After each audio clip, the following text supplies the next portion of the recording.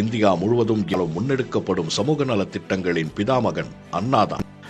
வீடற்றோருக்கு குடியிருப்புகள் கட்டிக் கொடுக்கும் திட்டம், நிலச் சீர்திருத்தம் வேகம் எடுத்தது, கட்சியின் மொழிப்பாதையாக இருமொழிக் கொள்கை, மெட்ராஸ் ஸ்டேட் என்றிருந்த பெயரை மாற்றி தமிழ்நாடு என்று பெயர் சூட்டியதோடு தமிழக அரசின் இலட்சிய இலக்கியத்தை வாய்மையே வெல்லும் என்று அவர் தமிழில் மாற்றிய போது அவரை பார்த்து கரியவர்கள் அதிகம்.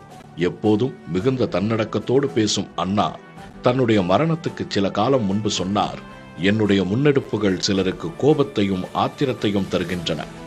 அவர்கள் என் ஆட்சியை கலைக்க வேண்டும் என்று நினைக்கிறார்கள். முடியும். ஆனால் இவர் இங்கு வந்து உட்கார்ந்து இந்த அண்ணாதுரை கொண்டு வந்தவற்றை எல்லாம் மாற்ற வேண்டும் என்று எண்ணினால், அப்படி எண்ணும் போதே மக்கள் வெகுண்டெழுவார்களே என்ற அச்சமும் கூடவே வருமில்லையா? அந்த அச்சம் இருக்கிற வரையிலும் அண்ணாதுரைதான் இந்த நாட்டை ஆள்கிறான் என்று பொருள்.